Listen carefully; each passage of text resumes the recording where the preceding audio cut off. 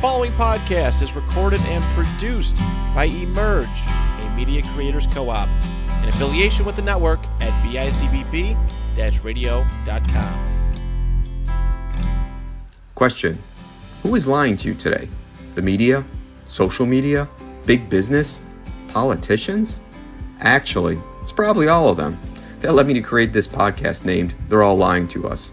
We do research and present findings and opinions on political, social, and cultural topics to inform our communities about what's really going on.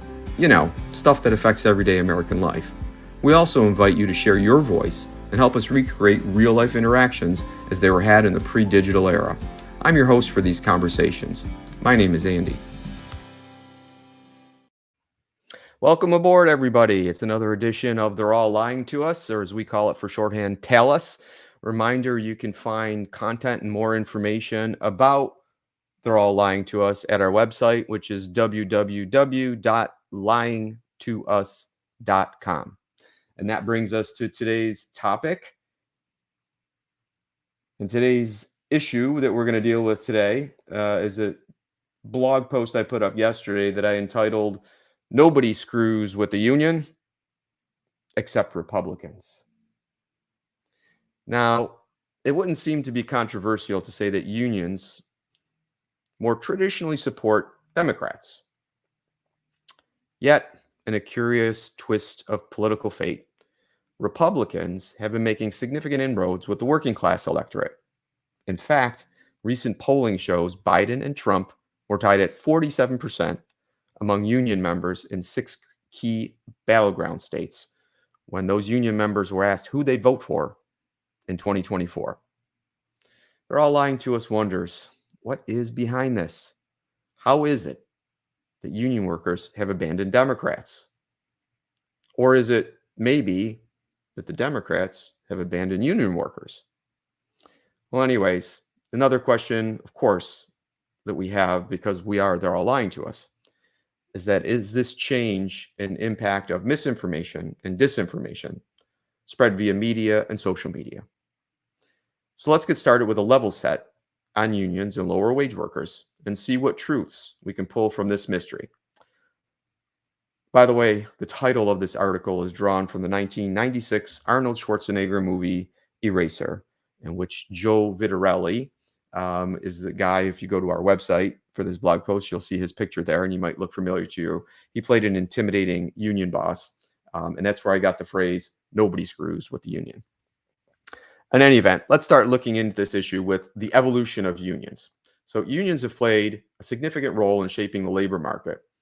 They have been instrumental in advocating for workers' rights, negotiating better pay, and improved working conditions. However, the influence of unions has seen a substantial decline over the past 40 plus years. The decline of unions since the 1980s was spurred by a combination of economic and political developments. The opening of overseas markets increased competition in many highly organized industries. Outsourcing emerged as a popular practice among employers seeking to compete in a radically changed environment. Simultaneously, U.S. employers developed practices that proved effective at ridding establishments of existing unions and preventing non-union workers from organizing. As a result of all this, union membership in the United States has decreased from 29% of the workforce in 1970 to 20% in 1980 to just 10% in 2022. However, the past few years has seen a bit of a resurgence in union activities. And among the unions that have achieved major victories recently, we have the United Auto Workers, the UAW, the UPS Teamsters, and the writers and actors in Hollywood. As unions have declined in influence, the wealth and income gap between the rich and poor has widened. Coincidentally, a major study by academic economists found that about 10% of the increase in American inequality since 1968 was a result of falling union membership. And the CEOs and executives of larger corporations commonly make 100, 200, or even 300 times their average workers. So let's dig a little bit deeper into the general benefits and negatives of unions. Unions have been associated with several benefits. They promote higher wages, with unionized workers typically earning significantly more than their non-union counterparts. They also help workers secure better benefits. Currently, over 90% of unionized workers are entitled to medical benefits, compared to about 70% of those in the non-union workers. Furthermore, unions provide worker protections, ensuring that employees can only be fired for a just cause. However, unions have their downsides. Critics argue that union contracts make it difficult for companies to fire unproductive employees and increase long-term costs, decreasing company competitiveness. Additionally, unions can disincentivize exceptional individuals and create market distortions that lead to job losses. Now, as far as Democratic support for unions, and that's Democrat big D, the Democratic Party has historically been a strong supporter of labor unions. The party's platform currently states, "When workers are strong, America is strong. Democrats will make it easier for workers, public and private, to exercise their right to organize and join unions." Democrats also believe that labor unions help build America's middle class, and organized labor remains critical to fulfilling America's basic bargain. If you work hard and do your part, you should be able to get ahead and stay ahead. More than 8 in 10 liberal Democrats, that's 83%, say unions have a positive effect on the way things are going in the U.S. Let's look at the opposition, the Republicans, and their historical opposition to unions. On the other hand, the Republican Party has historically been a consistent opponent of labor unions. Since the New Deal back in the 1930s and 40s, Republicans have consistently supported efforts to weaken unions by eliminating or eroding statutory protections for the right of unions to organize and collectively bargain for better wages, benefits, and working conditions.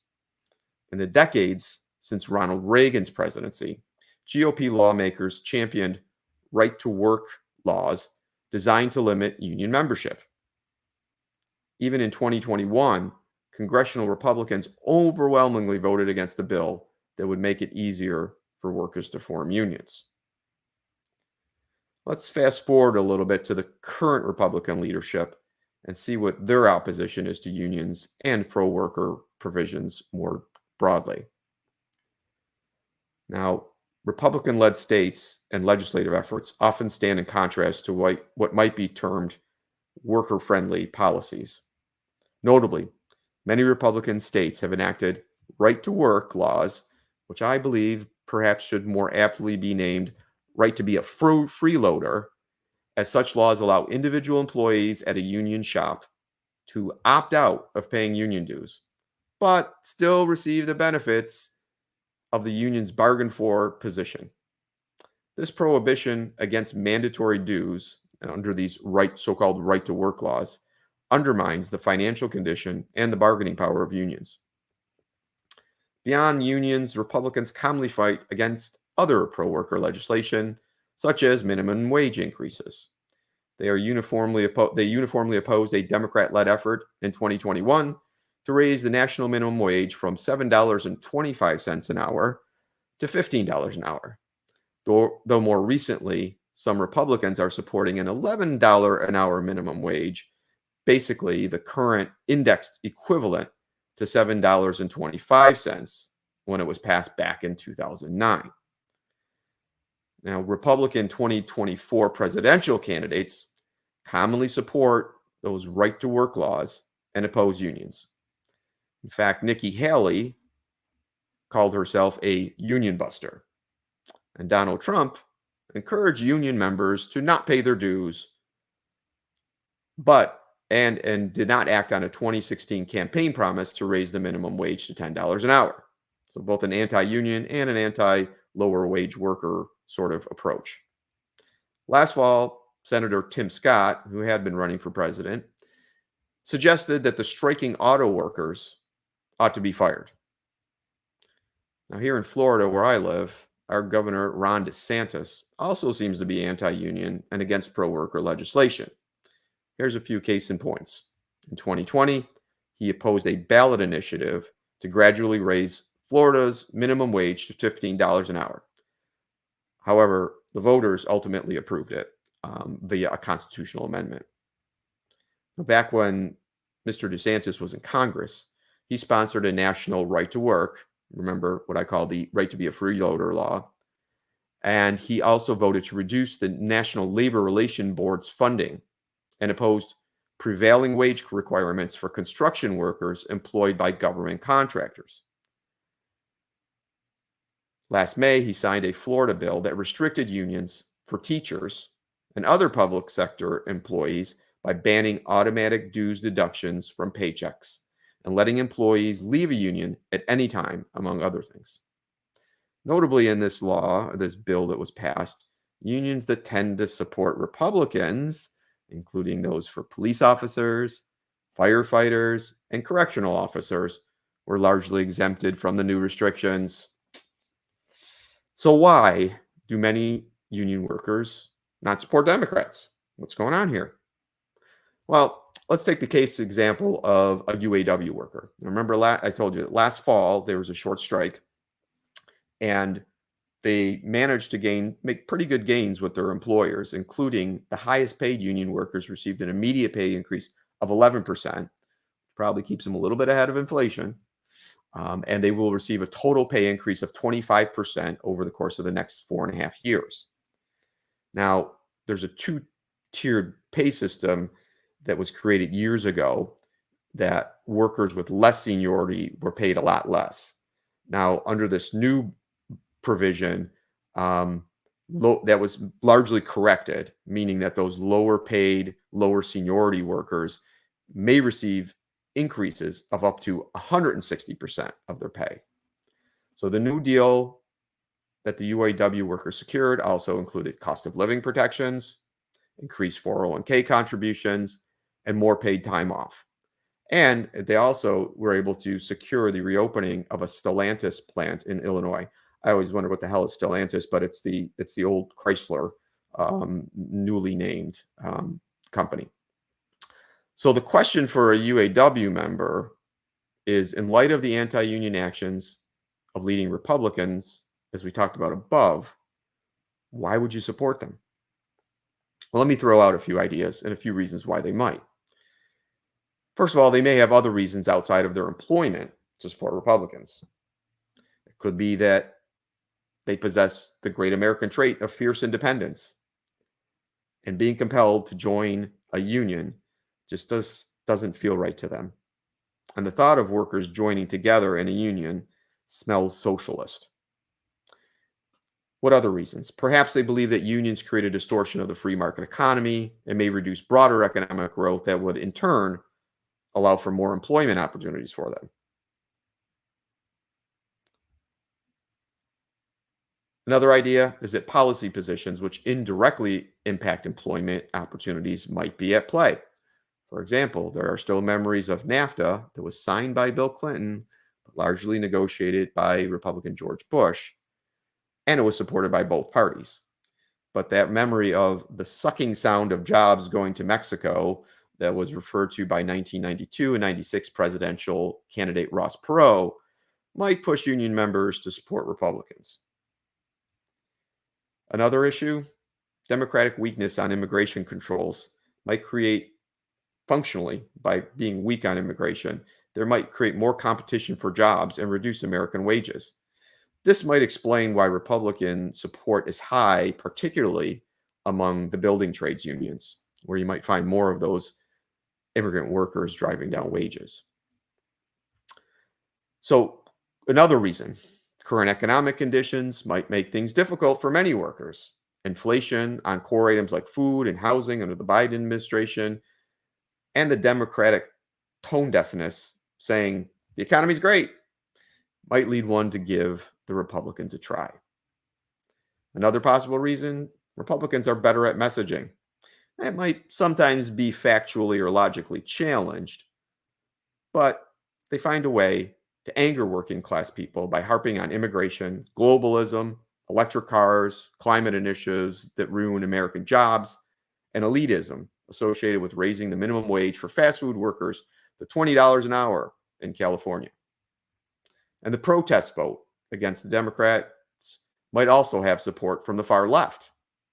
Progressive union members might believe the unions did not go far enough. They might further believe that Democrats are just part of the corporate machine that runs America. After all, Democrats undermined left-wing champion Bernie Sanders in 2016. And since they're all lying to us, blog and podcast, I can't help but feeling that communications from the media and social media has something to do with what seems to be an incongruent possibility. Many union workers support Republican candidates, even these candidates who commonly act against unions and certain American workers. Yet, unlike the liberal elite media, I can understand the feeling that the Democrats have let unions down. Maybe not directly on union legislation or on how they run the Department of Labor, but in many other ways which impact union members' lives. And in our binary political system, neither side seems to be a good fit for many of us. After years of holding your nose and voting for the lesser of two evils, both of which may have been misleading us all along the way, many may now be ready to blow the system up. So with that introduction and kind of a little background on unions, Democrats, and Republicans, and how all these issues kind of fold together, I'm going to take a pause, and we're going to come back with my friend Rich and talk a little bit about this a little bit less formally and see what Rich has to say about it. Hello there. Mr. Rich, how are you? I'm here. Good. Very good. Very good. So you got to listen to my little rant there. Yep. Put you to sleep through that maybe a little bit, but No. we're kind of the same age, so we've tracked the system up and down. We've seen the rise and fall, or kind of when we were young, the unions were kind of a big deal, and they've kind of gone backwards since that time. And you, as a public school teacher before, for 30 years, you have some direct experience with unions. So maybe tell us about your experience and what you felt as being a member of the union. So I live in New York State, and I was a member of my local teachers union, which is a member of NYSUT, which is our state union. I was an officer for my union at a period of time. I was never involved in direct negotiations or anything like that, but I was on various committees, grievance, things like that. In New York State you have to be a member of the union if it's a union shop. So we don't have some of those things that other people are doing. But I will say there are times in my career, and even when I was much younger, when I was a little frustrated by unions. Let's do the most specific one that comes up when you talk about teacher unions. And I would assume that you would guess this is that you can't fire a teacher because the Taylor Law, as it's called. Basically, that has been used by both sides of these arguments as an excuse. I will tell you that you can fire a teacher. All that tenure in New York State is that gives you a right to a hearing. School districts, and I can speak of this based on my experience, were lazy and didn't want the negative press to go after a teacher that they should fire. And so they would use tenure as an excuse. I was actively involved in a situation where we had a teacher that should have been fired, and all we did is make sure that they had fair representation under the legal system. Nobody was saying you can't fire him. That person deserved to be fired and eventually was. That was the only direct one I was ever involved in. So that's the biggest thing. And I think in teachers unions in particular, they say it's very difficult to fire a teacher because of tenure. You can do it, but the districts have to really do their homework and do their due diligence to fire it, and as well they should. And so I do feel that in the case of education, you definitely need a teachers union, because if you don't, school districts would become very political. Every time you got a new board of education or a new mayor, you would end up with new principals and new this, and the people, you wouldn't be the basketball coach anymore, and you would lose this, your seniority in this department. And it would become very much what happens in municipalities. School districts would lose stability. And so that's kind of my opinion in terms of public education. You already see it in your local municipalities when, you know, even in any level of administration, you know, like if you're not the union guy, if you're the non-union guy, you know, the new mayor comes in, you get a new police chief, a new fire chief, you get all those, that change into the departments and all that stuff. And that's fine. I don't have a problem with that, but it shouldn't be like the guy who's like the third guy in line. If he's the union guy, he shouldn't get demoted if he's earned his position. So I do feel like there are protections with unions, but then there's the stuff you hear about the guy in the plant that was making $100 an hour to sweep the floor. I don't know if that was true, but that was the stuff you'd see in the press. And I think we all felt that was a lying feature. That, you know, so I'm all over the place in terms of, I'm a union man, I guess, but at the same time, I think there were times where unions became too powerful. And or at least the illusion that they were too powerful. Yeah. You know? Yeah.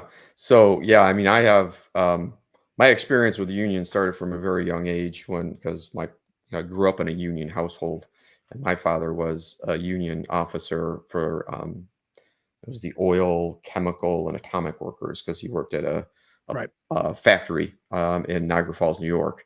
So he was the long-term treasurer of the union, and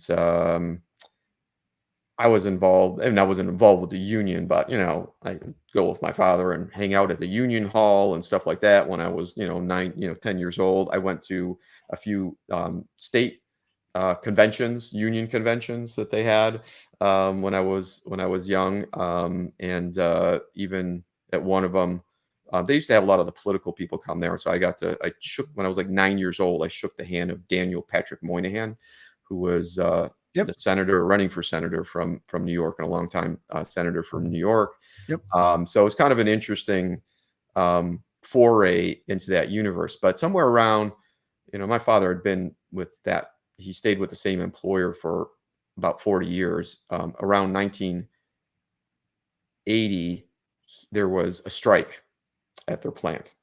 So, some of the union guys were, there was kind of an issue where it's kind of the union code, right? That other workers don't cross the union picket line. So at their plants, there were delivery trucks or whatever that came in and out. So they were attempting to cross that picket line. And so there was always some unrest. So for the few weeks of this strike, there were workers getting in trouble. And my father, as the treasurer, was running to town hall and city court or jails, bailing out union guys. So they got a little bit. And again, this is like really like living wage type stuff. It wasn't, they weren't crazy good. I mean, the best benefit that I think that they got, they had quality health insurance all the time. Their wages weren't incredibly ridiculous, and their pension was decent. Between that and what you would get from Social Security, it kind of got them a decent wage. So after 1980, but a funny thing, that was around that time that they had the strike, and 3 years later, the majority of that plant closed. So most of the work went outside of the U.S. That had been done there. So that was so my father's retirement was several years earlier than he thought it was going to be, because the entire place closed. So I don't know if that was in response to the strike or what have you, but I'm sure that I always felt like when those things happened, that was the adjustment. Well, fine, then it's going to be cheaper for us to move those, either close this thing, sell the company to a larger company, or move the jobs overseas. Right. And that has been that's the story of Niagara Falls. Yep. That's the story of, Detroit. Yep. That was the problem. Like maybe they got too big, and maybe they were inflexible. Yeah. But now we're the other way. Like like, quick story about Niagara Falls. My union, Niagara Falls teachers, was one of the first unions in New York State. And in 1977, there was a legendary strike.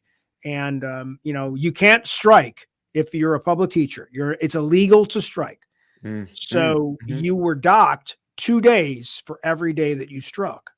And in the vindictive nature of the school board at the time, they decided to dock the teachers with their Christmas check.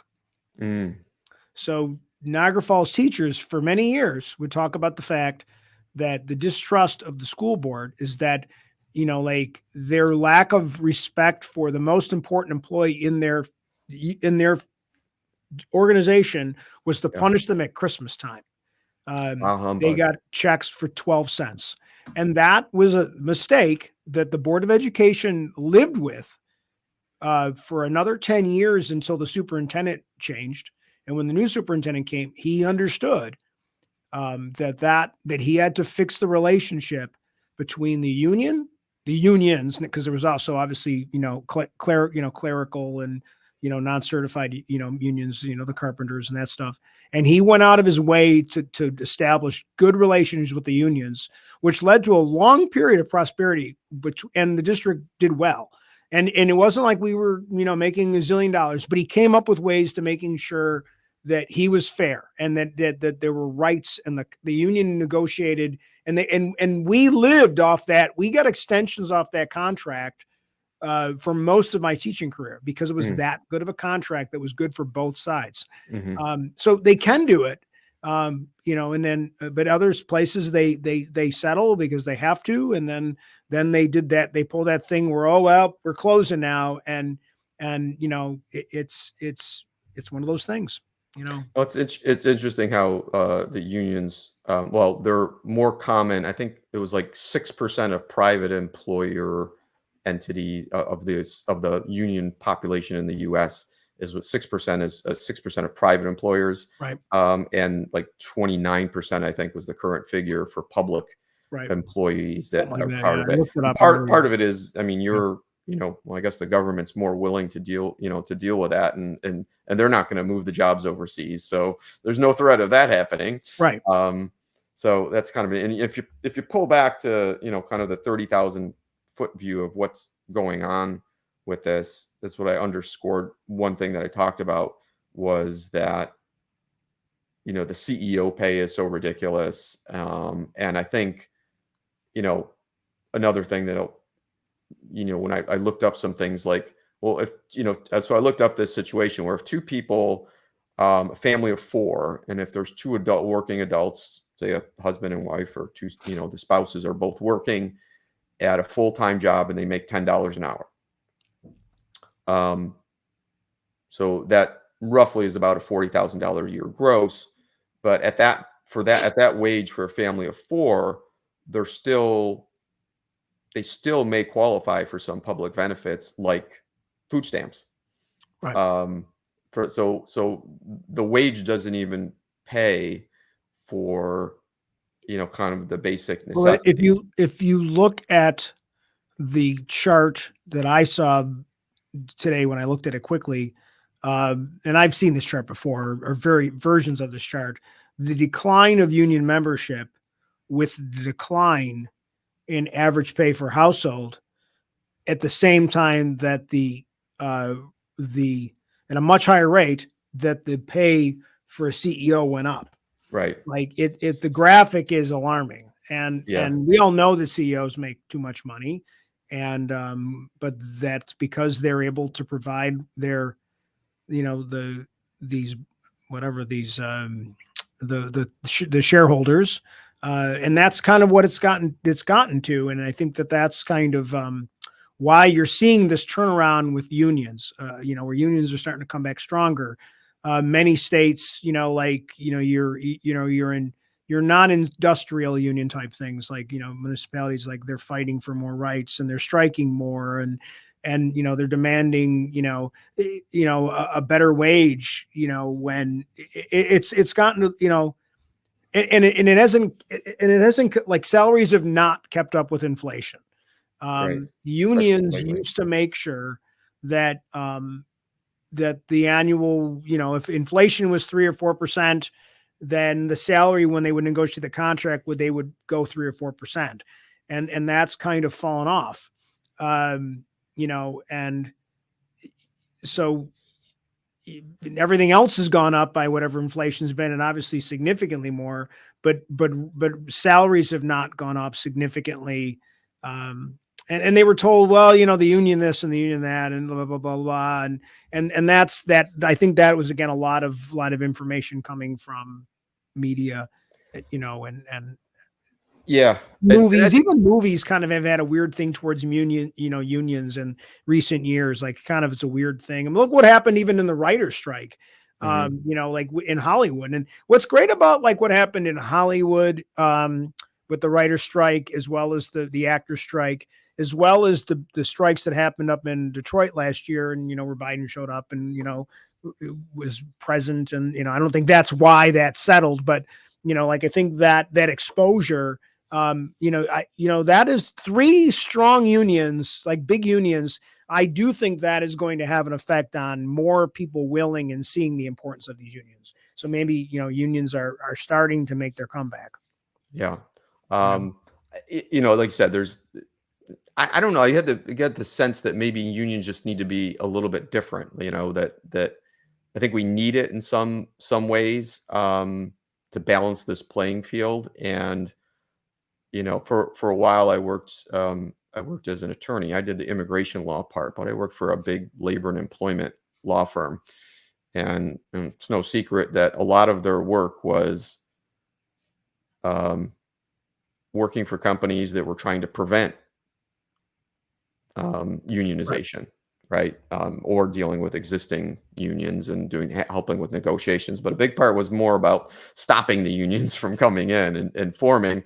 And I can only think that that's because the company's going to make more money if they don't pay their workers more.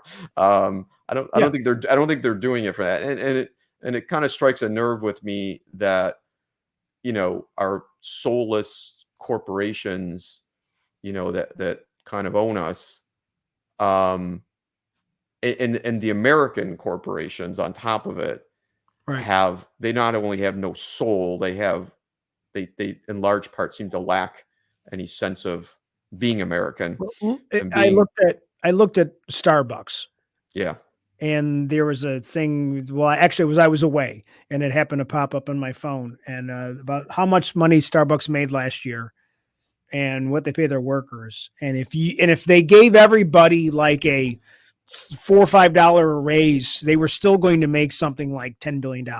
Like everybody in that organization, like they weren't, and like you said, they can't ship out the Starbucks jobs to China, right, or wherever. Like they could still be one of the top corporations in America and the world, and pay their workers well. Like, right.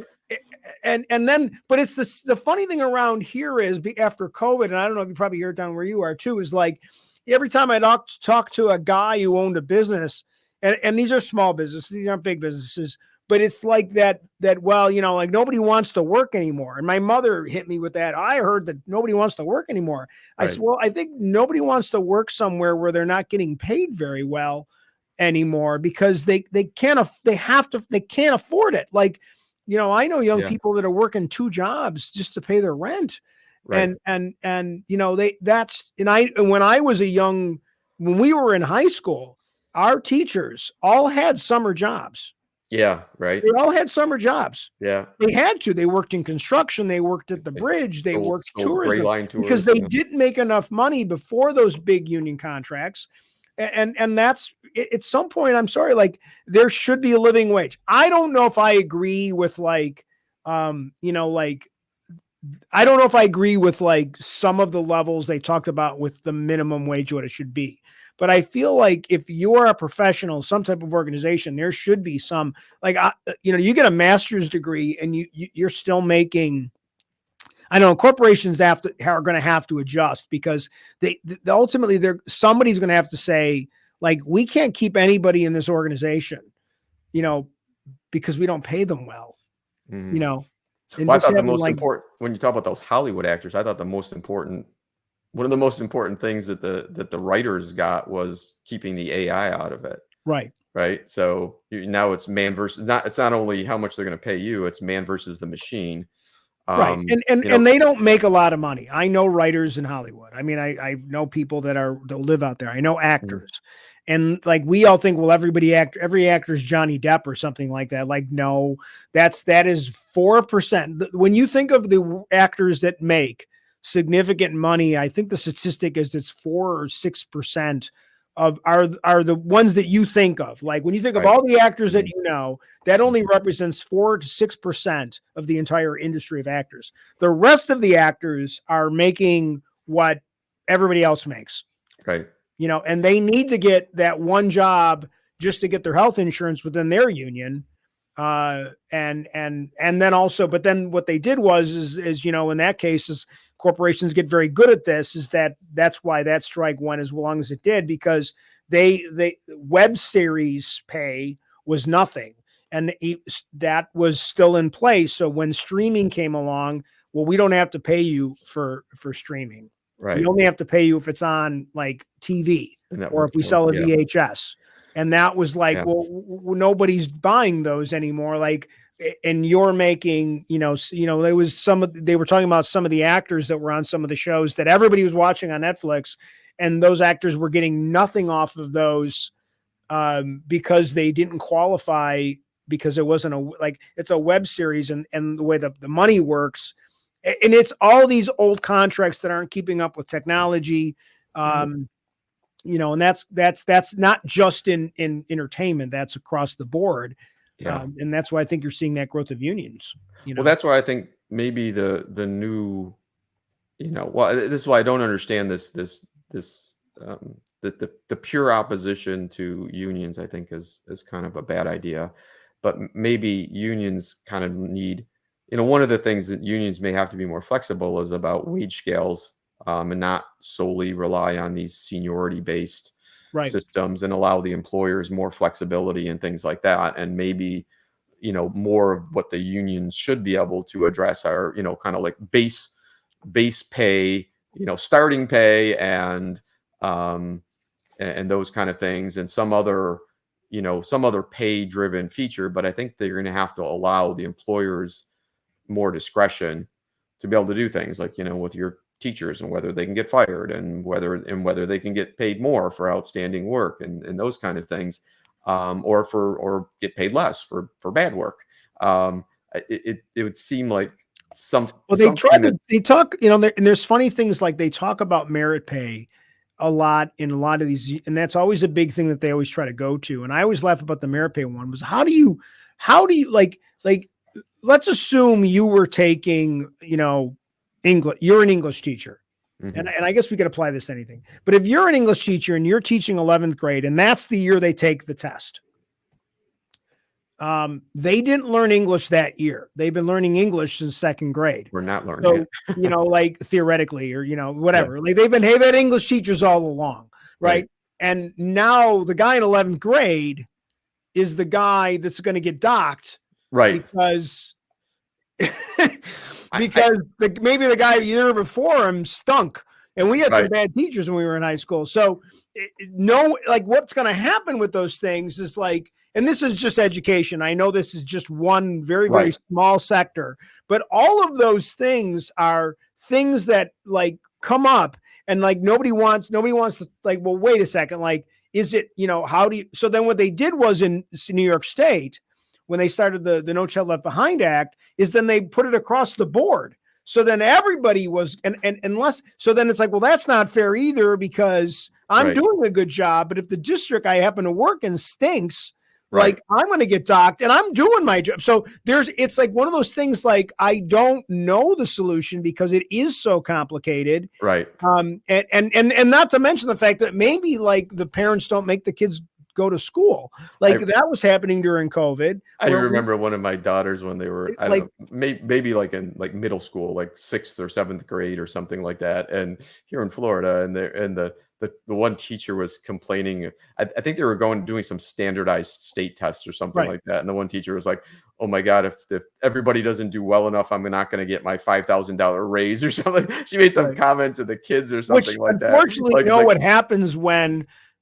your bottom line's on it, we know what's going to happen. We know that there's going to be teachers, or in any industry, that are going to cheat. If there was merit pay based on for doctors or nurses, for them, we can guarantee you that's, you know, everybody's going to like make it, you know, whatever. Like we know there will be corruption, and there's we're as a governments, we're just not good at catching these things. We're just terrible at it. Like like they're or maybe people are just really good at figuring out new ways to get away with it. And that's why I think it's weird. Like I definitely think that, and it's funny. I think back to one of the things you brought up is that Democrats have taken unions for granted for a very long time, that they would just arbitrarily vote for them because they weren't as bad as the Republicans. And Republicans have done a nice job in the last 10, 15 years of saying, you don't need a union, because if we're there, we're going to take care of you. Like, so trust us now, because those other guys really didn't, your pay hasn't gone up, and, you know, that's their fault because you can't trust, you know, those Democrats. So you should support Republicans because we believe in the working class, which is okay. Well, I'm glad you believe in the working class, but, you know, I think that they've done a good job at messaging, and you brought this up several times, that they're pretty good at messaging.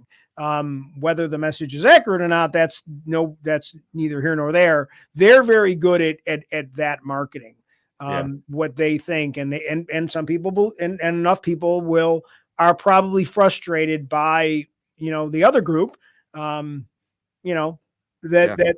So, I mean, that's you made some really good points in the blog. Like you really, really did. Like, you know. Yeah, it's a little bit crazy. If you think about the riding the coattails. So when the UAW circumstance, they got all those raises and whatever, their contract got cut last fall in October or whatever. So they got that deal. Interestingly, only 64% of the UAW workers voted to ratify the contract. So 36% out there didn't. So I don't know. I guess some of them didn't think the deal was right for whatever reason. Some of them, I did see a story about that. Some of them thought the deal wasn't good enough. Right. And some of them were very nervous that it was going to lead to layoffs. Right. So they were willing to take the crumbs because they'd heard enough rumors that, well, the plant's going to close. Because obviously they've done that. Yes. You know, and it's but what drives me crazy is that my mother was worked for a place in retail, and the one year the union came to the ownership of the company came to the union and said it was a terrible year. You know, we can't give you anything this year, so if you could just give us this 5-year contract, we promise that we'll adjust. And then the union fell for it, or the union was corrupt. And then that year, that company announced that they had record profits. Yeah. And, you know, and, you know, and then a lot of those people, and that union didn't do very much for the workers anyway. It wasn't a very good union to begin with. You know, they didn't get there wasn't a lot of perks to it. So I guess being in a bad union there's enough bad unions out there, or weak unions that don't have enough whatever. And then you're like, well, what am I paying for? I'm paying a lot. And then you know, then the union president, like, he seems to be detached. He's making, you know, $200,000 and you're making 35. And you're like, well, this guy hasn't been in the shop or worked in the job in 10 years. He doesn't know my struggles. Right. You know, and there's definitely that. There's definitely, like, you know, that corruption of sometimes the union leaders up top, especially, like, you know, that's some of the criticism a lot of teachers have about the AFT type, you know, the American Federation of Teachers Union, is that they're more concerned about politics and, you know, big picture stuff instead of taking care of the average worker. Yep. They like being the president of, I don't even know who the president of AFT is anymore, but I know that, Randy Weingarten was, I think, I don't know if she still is. I know that over the years that was a big thing. And I went to one of the national conventions one time and I hated it. I thought it was like, right. It made me, I didn't like it. It wasn't for me. And I felt like this money could have all been better spent on other things. And again, the harping on things that were not important to the average everyday teacher. Yeah. Yeah, I get it. In the case of like the UAW, one of the other interesting things that happened after that was that, the South, where they've had, a lot of the Japanese and German automakers have put facilities over the past 20 and 30 years. Right. They actually affirmatively went ahead and raised in their non-union shops. Yep. They raised wages of those people after that contract went through, knowing that the UAW was next going to go to those places and say, hey, look what we just did. You guys should unionize. So they try to head them off at the pass by giving a little bit. You get a worker drain, because if there's a good raise up in Detroit and I'm working for a non-union shop, I'm going to go try to get into that shop. And if I bring my experience at a BMW plant and I'm good at what I do, that union's going to hire me. Like, I'm going to get a better job. So I think it was a combination of like, and that's what I think unions can do. Unions can kind of set a standard, and maybe you're not making as much in the non-union shop, but at least it forces those companies to maybe pay a little bit more. Right. Yeah. And a little different view of the competition. And I think like a non-union worker versus a union worker, I think the difference is something like 18% in salary. Yeah, there's different statistics, and you'll find sources that are more right-leaning that will try to say that that's not true and they make less or whatever, or that their net pay is worse because you're in all these high tax states or something like that where most of the union workers were. Sure, that makes sense. Which is possible. I mean, if you have a big union in San Francisco and New York, like the hotel workers union is, I'm not that they're incredibly well paid, but in those places where that's where their unions actually are powerful, in the hotel unions in those big cities. But you might more commonly get $25 an hour there because it's a big city and it costs a lot to live there, and everything costs more in those. Well, like the New York State Teachers Union, NYSET, is way too powerful of a lobby. Mm-hmm. I would agree with that. And it's my former union, and I got a very good self-funded pension from them. We're a self-funded pension, New York State Teachers Retirement. Mm-hmm. It's a very good pension. The state has changed the tiers, so they're struggling in New York State to find teachers because the tiers are terrible now. And that is a problem in education. This country, because we don't value teachers, and part of the union helped make us value teachers, but because this country is going to have a problem with finding teachers, good teachers, in the next 3 to 5 years across the nation, not just New York State, across the nation, because we don't value. And we could apply that to any industry. If you don't value doctors, if you don't value lawyers, if you don't, then it's going to cause people to not go into those industries. I thought it's just something that used to come up all the time, that the teachers want to be treated as professionals, like doctors, like lawyers. And my argument when I was an active member of the union was, I said, okay, but doctors and lawyers tend to get rid of the bad ones themselves. Yeah. Like we have ways, those industries get rid of the bad ones. And I always wanted my Niagara Falls teachers to be a more progressive union. And like, I thought we should be like involved in going into the room when there's a bad one and saying, you stink and you're making us all look bad, and you better step up and you've been warned. I always felt that there should be a thing where, like, if your evaluations were bad over multiple years, that you'll get your hearing, but we're not, like, you're going to get a hearing, but you've made no effort to improve yourself. Show us that you're going to workshops, you're taking more classes. Show us what you're doing to improve your skills as a teacher.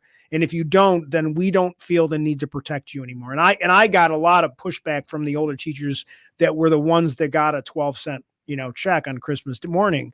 But I felt that unions should be more progressive. And I think they need to get out of the political stuff that across,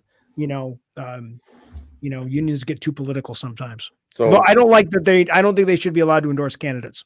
Yeah. Oh yeah. Right. Yeah. I was thinking about that. Right. It kind of just doesn't, it's kind of like having your priest or your pastor make those recommendations for you. It's kind of like, probably not a zone they should maybe cross into. That used to bother me. That bothers me too. That's a completely different topic. But like, but you're not paying taxes.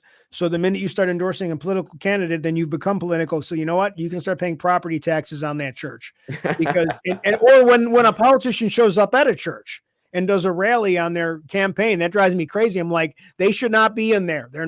They should not be in there. If that church isn't paying property taxes, then they shouldn't be in that. They shouldn't be in that facility, because. So just to be clear, so my lead in was nobody screws with the union except Republicans. But apparently, it sounds like when you were in the union members like yourself were screwing with other members because they weren't holding up their deal and making everybody else look bad. So that's good news. Yeah. But I don't think it's widespread. But I appreciate it. So, Rich, thanks so much. I mean, this issue touches so many different things. And there's more angles to this than not, because you have to think about all the, we talk about the jobs going overseas, which takes into account tariffs and trade agreements and all these other things. There's so many tentacles to it, but I think at its core, and my conclusion is, I think we need the pendulum swinging a little bit here, and I think we need a little bit more worker strength to right the playing field. Yeah, for sure. Yeah. And unfortunately, these corporations are smarter than the legislation that gets passed, so they find ways of making sure they can get away with, whether it's not paying the right amount of taxes or just not. Like moving their jobs. Like there should be more penalties for those companies that actively. The government could pass some legislation that at least attempts to try to stop corporations from playing games, with that, and they just never really has been. They talk about it. We're gonna put tariffs on somebody, but they never really do it. And sometimes the companies are smart enough to pay the politicians off in advance. So. Yep. Any event. Hey, Rich, thanks so much. We appreciate your input there. You had a lot of good, valuable information from personal experience. Appreciate it. Yep. And without much further ado, I'm going to head into the final part of our program.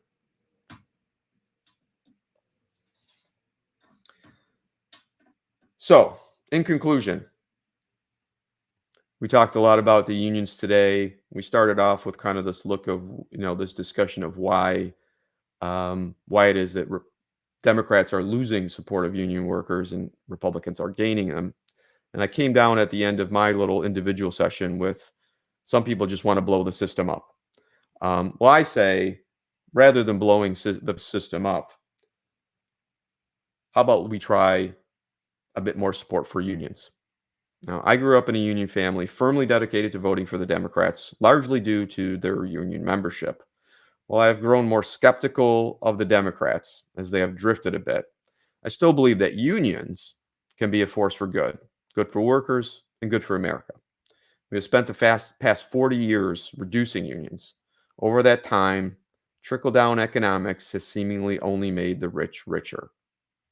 As I mentioned briefly during the middle of this podcast, a married couple with 2 children who work full-time jobs at $10 an hour struggle to get by and still qualify for public assistance such as food stamps. So we've tried the anti-union, anti-worker method and hoped that the rising economic tide would lift all boats. That seems to have failed. So I support doing something different and trying to rebuild unions to balance the playing field. While I do not support the full Bernie Sanders socialist vision, I do oppose the Republican anti-union position for these reasons. And in our binary choice universe, that item alone does not make me content voting for the Democrat. It instead leaves me perpetually frustrated with voting for a compromise. And while we wait for bigger systemic changes, perhaps including a real third-party option, I would encourage all workers to press both parties' candidates to support unions and other worker rights, and ultimately, the policies that bring back the vibrancy of America's middle class. That's the end of today's podcast. Thanks so much for hanging in there. Went a little bit long. It was a big topic this week. I appreciate it. We'll be back with some new stuff, new materials next week. Look forward to seeing you all then. Thanks for tuning in. This is Andy signing off from They're All Lying to Us.